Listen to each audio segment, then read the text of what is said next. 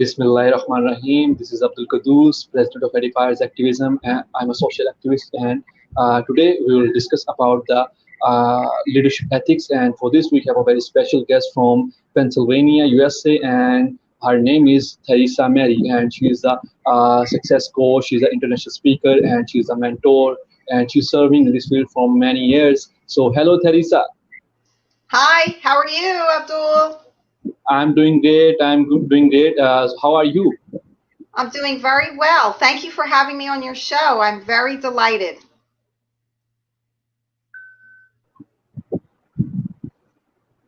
Okay, so we can start with your introduction. You can share your life journey and your experiences, what you faced in uh, these fields. So, yeah, I'm from Pennsylvania. I come from an Italian family in Philadelphia. I was the youngest of four children. And growing up, I was very, very shy and very fearful and very uncomfortable around strangers. Now, I had a very loud, big Italian family, so it was very odd that I was so shy. But I didn't like speaking in public, and I didn't really like crowds. I preferred to be alone a lot. And then as I went through school, I became more shy and very fearful of strange people, crowds, and it carried over into my adulthood. And I married at a young age, and unfortunately, my husband died, and I was left to raise my child alone. And I had no money, I had no real skills, so I really had to start facing the fact that I needed to find my purpose in life, and I wanted to be successful and give my child a good life and be the best mother that I could be. Okay, okay, that's very impressive, and that's very that shows that you suffered a lot in that period of life. So the best thing is that you overcome that, and you are doing great things, and you are polishing the young minds. So our topic is leadership ethics. So how you define the leadership skills? What are these? Well, I believe that, in fact, I know that everyone has within them the ability to lead. However, leadership is nothing more than influence, nothing more, nothing less than influence, because we all have the opportunity to influence. In fact, today, your show, you are influencing many people just by allowing your listeners to listen to other people. We are influenced by people we go to school with, people we work with. We are very influenced by social media. A leadership simply influences people for the better, and leadership must be developed. So, one of the reasons that I wanted to further my education was because I knew I had a message to share. I knew that I had the ability to lead, but I didn't know how to do it.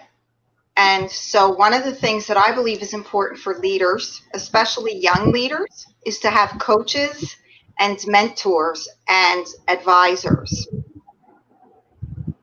Yeah, that's great. So, is this the quality of inborn, or we can polish the skill by ourselves? Um, did you ask me if leaders are born with it? Yeah, yeah. So, well, leaders, I don't think leaders are born leaders. I think we are born with the ability to lead, but just like when a baby starts to walk, and many times a baby will fall down first, and babies don't walk right away, right? Do they crawl first? Yeah, And so babies learn how to walk and talk over time just by listening and learning from other people. So I believe that we must listen and learn from other people in order to be a successful leader. Now, let me say this. Many people say, I'm a leader. Hey, I'm a leader. Hey, did you know that I became a leader today? Well, that doesn't mean that you are leading, because many people believe that they are leaders and no one is following. So what I say is that if you are a leader and no one is following you, then you are taking a walk all by yourself. You must have influence and you must have followers. That's what makes a great leader. Okay, that's great. So, okay, so is the age factors influence the leadership role? So I believe that young people have an incredible ability to lead because young people are very influenced. Young people are influenced easily by what they see, what they hear, what they learn. So young minds must be influenced for the positive. Young minds must be developed with education and knowledge and leadership ability. And in order to do that, young people must have strong leaders and positive, influential people teaching them. I believe that young people must have the opportunity to develop their leadership skills for the next generation. Okay, okay. So, what are the key elements of leadership, and what are the things we have to follow to be a leader? Well, I think you have to have a desire to lead. Many people have the leadership ability within them and they have no desire to lead. That's what we call a follower. In order to lead, you must first have a desire to lead. Secondly, you must have someone who is speaking into your life. You must invest. Now, what do I mean by invest? Get some books, watch some videos of great speakers, great leaders, research some of your favorite leaders, and thirdly, you must find someone who will take the time to train you. It could be someone in your family who is a good mentor. It could be someone that you work with. It could be somebody that you have met before that you would like to learn from. Okay, okay. So, these are the elements which a leader should follow. But what are the qualities of a leader? If somebody is already a leader, how can we identify? That's a great question. I think, in fact, I know that in order to be a great leader, you must be able to lead yourself. What do I mean by that? You must have discipline. You cannot tell people or lead people if you're not doing the same thing yourself. So I believe that many leaders are like a travel agent. Do you know what a travel agent does? A travel agent books the Yeah, flight. They they, They book the flight for you. They tell you all about the wonderful place you're going. That's a travel agent. They might not have yeah. ever been to where you're going, but they're providing you with the information to get there. Now, a good leader is not a travel agent. They're more like the tour guide. They're with you. They're walking with you. They're traveling with you. They're showing you all of the places that they've been. They're telling you all about the place that you're looking at or the place that you're staying. So a good leader is somebody who walks with the team, with the people they're leading. Okay. So, what are the leadership ethics? As we mentioned that our topic is leadership ethics. So, what is it? What is that? I believe that the best form of ethics in leadership, two words, impact and integrity. Because if you are a leader and you are not impacting your community for the better, if you are not impacting those that you lead, what do I mean by impacting? Making a difference, helping people become better, stronger. That's impact. Integrity is not doing something that is not good. Integrity means that you will not do things that are not good for you or yourself or your team. Integrity is honesty and humility. I believe that integrity is very important and having an impact on those that you lead.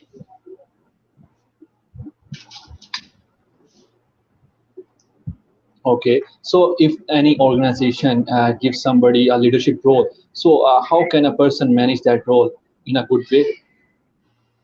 That's that's a very good question. So when you are given a leadership or management role, first of all, I believe there's three words, excuse me. Three words. Listen. Listen to those you lead. Listen and see what they're saying. Secondly, observe. Watch their body language. Watch their face. Like I said on a show I was on yesterday, I'm Italian. I talk with my hands. That means I'm excited and I want to hear what you have to say and I want to tell you what I'm thinking. That's observing. I'm smiling. I'm happy. I'm looking at you. You want to make sure as a good leader that you're not looking all around, not paying attention. You want to observe. And then thirdly, love. We must love what we do. We must love those we are leading. So, do you know how you have LOL when you're texting somebody or on a Facebook? LOL, laugh out loud, Yeah, right? So that's my yeah, yeah, key. Listen, observe, and love. LOL. yeah. That's a great abbreviation. So we can take some questions from the audience. So Sanya Satra is saying that so true. Young people have ability to build leadership for the next generation. So that is actually happening or not in our society. Thank you. Thank you for sharing that. Is there a question there? Yeah, I'm saying that she said that young people have the ability to build the leadership ability to for the next generation. So I'm thinking that is that happening in our society or not?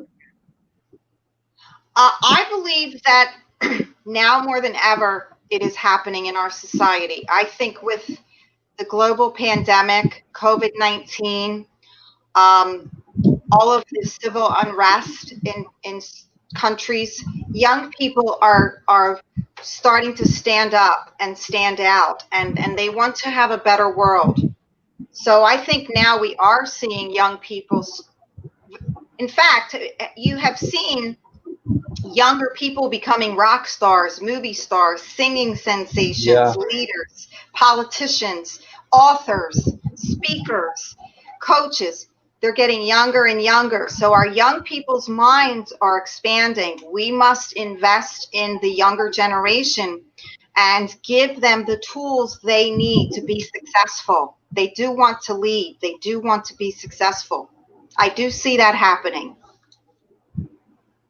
Okay. Okay. So that's great. So if a leader shows the path, so it must be the thing that he should act it first, or he can just show the path, or he have to act first on that area or field. Yes, you must be able to walk the walk. You must be able to provide the skills. If you don't have the right skills, listen, lots of people say I'm a leader or I'm a leader, and and nobody likes them. Yeah. You have, So, right? yeah, we have to act first. So, what sort of issues arises in unethical leadership? This is a question from Sundar Rajput. She's asking that what sort of issues arises in unethical leadership? So, great question. I think that many times there are leaders who are saying all of the right things, but when they go home at night, they're not practicing what they're leading.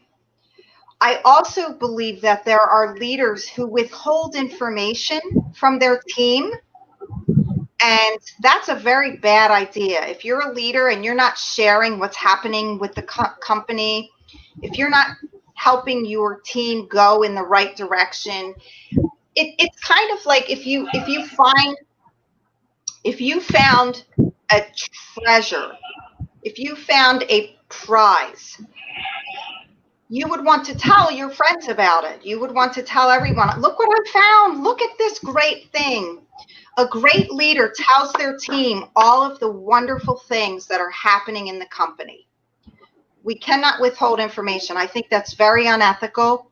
I also believe that not being honest with your team, there are some times that as leaders, we have to tell our team or those we are leading where they're making mistakes and help them grow. So if you are a leader and you are not helping your team grow, that is also unethical, I believe. Okay, okay. We all believe that. So, how can we develop the leadership mindset? Oh, that's a great question. Because a leadership mindset is simply having the winning mindset. I Yeah, can do this. I can, I will, I must. Leaders every day face challenges and crises because you're leading people. You are in a leadership position. You have to be able to deal with challenges. And not only deal with the challenges, you must overcome the challenges. You must teach others how to overcome challenges. You must be willing to go through crisis and adversity. Just like we saw with this pandemic, COVID-19, many people gave up. Many people quit. Many people will not go back to work. Many people are very depressed, very anxious. So now more than ever, leaders need to step up and lead their team. okay. So, uh, can you have you believed that the coaching classes or some motivational speakers or some trainer can produce leaders? I'm sorry, can you say that? I think you cut out. Yeah, I'm saying that in our society there are a lot of coaches, there are a lot of trainers, and there are a lot of mentors. They are running their institutes for making leaders. They're actually making leaders or not? That's a great question. Boy, you ask really good questions, Abdul. You know what, Abdul? I think that everyone nowadays is thinking that they're a coach. Yeah. That's the big buzzword. Now, I am also in the field of mental health, so I provide counseling and coaching. I provide opportunities to help people with their mind, mental health. Now, there are many coaches who are not coaches. They don't have the certification. They don't have the training. They just think that, hey, I'm really good at what I do, so I must be a coach. Or, I make $1 million, so I must be able to coach somebody. We can mentor. Mentor is having a cup of coffee with someone. Mentor is, I know how to build cars. I can mentor you and show you how to build cars, okay? If I don't know how to build cars, I cannot mentor you on how to build cars. Now, coaching is very different than mentoring. Coaching is walking with you. Coaching is helping you find the right answers, helping you find, why do you love to build cars? How did you learn how to build cars? And what will help you be successful in building cars? So coaching is very different. Coaching, you walk alongside with somebody. Coaching is you help them. It's an ongoing relationship.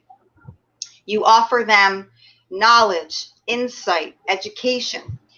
Not every coach knows how to do that. So I would say that coaching involves having significant time in the field.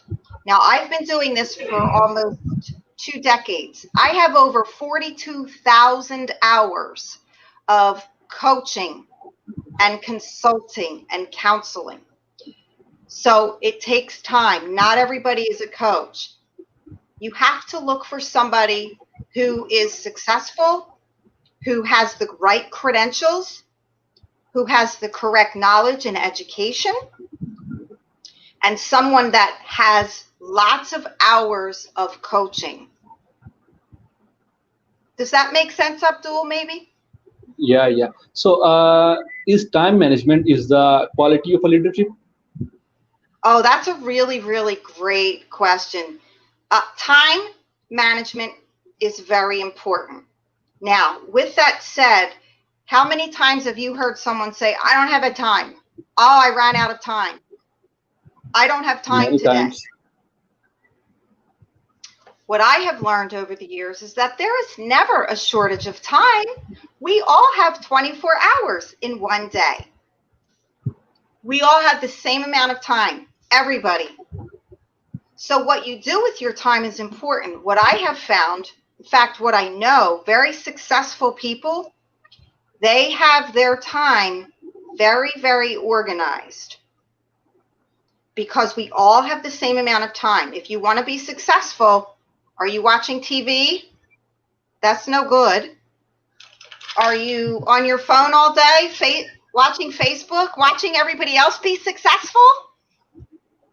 That's No. no good. Yeah. So you might say time management, but I just call it time smart. Use your time wisely. Do things with your time that are going to make you successful. I see a lot of people who are wasting their time, right? Okay. So, I assume that you are saying a good leader a good leader must follow the smart way. Yeah.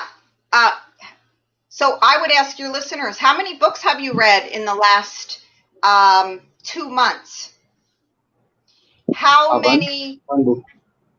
reading books is very important. How many great speakers have you watched on TEDx? Two or How three. many articles have you read on what you like to do? How many people have you talked to in the last 3 days who are very successful? I think there's so many things that we can be doing to use our time, smart time, wise time. Yeah. So, we can take some questions from the audience. Sure.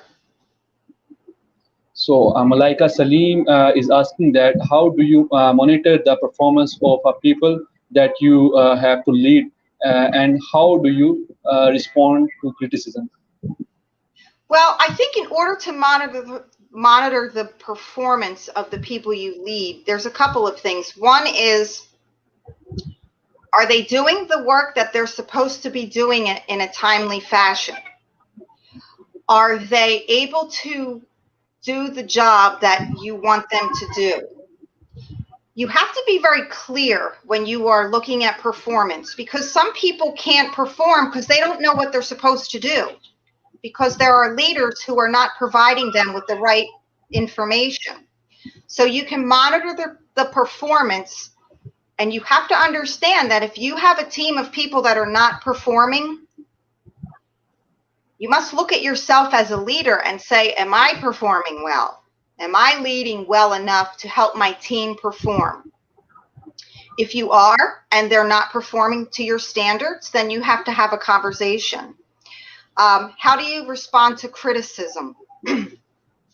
Well, for me, criticism, I believe that it is important to have people give you honest feedback.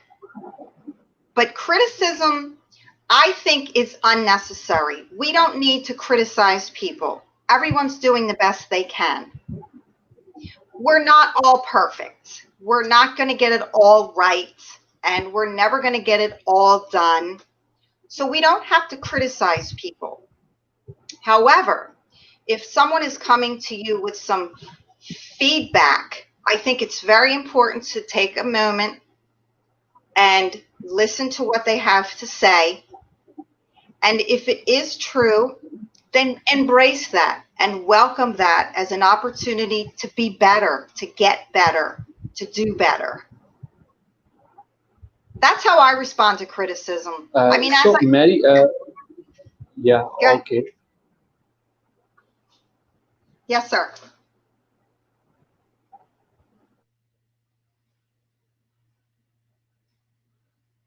Next question. I think I lost you. So there are a lot of people who are criticizing us, and every leader face the criticism, and it is rather it is a constructive criticism or a destructive. So how we can manage that things? What's the question? How can we manage what? I'm saying that the leaders face many criticism, rather it is a constructive or a destructive. So how we can manage the both things? How do we manage both destructive and constructive? Okay. Yeah. Well, listen, destructive criticism, there is no value in destructive criticism. It does not serve a person well if it is destructive. I believe that for me, destructive criticism makes me feel really terrible. Destructive criticism can make me feel very sad. Constructive criticism gives me hope. It gives me strength. It gives me the ability to change my behavior to do better. So I think we have destructive criticism, just don't pay attention. It's no good. It doesn't help. Constructive criticism, you will feel it inside. You will know this is good advice. This is good change for me to make. That's what I Okay. think. Yeah. There's one more question from the audience. No Ijaz is asking that what are the characteristics of a good leader? Okay, so some characteristics of a good leader. Good sense of humor, right? Got to be able to laugh. Don't take yourself so seriously. A good leader is a good communicator. Are you able to communicate with those you lead? That's another good characteristic. A very good communicator. I believe another characteristic of a good leader has the ability to overcome challenges and setbacks. Even though they may fail, they get back up again and keep going. That's another good characteristic of a good leader. And I think one more, I would say the characteristic of a good leader is that they know how to take time for themselves, to take a break, take a vacation, take some time to think, to pray, to meditate in order to reset. Okay, so that's great. As you said that you have a busy schedule, so we have to end this session. So thank you so much for joining us and giving your views about this topic. And you have a wonderful career, and you have a wonderful experience about this. So thank you so much for joining and showing your gratitude towards us. Thank you We very will much. we will definitely plan some more sessions with you. So Yes, Thank you I would and have like a good to. day.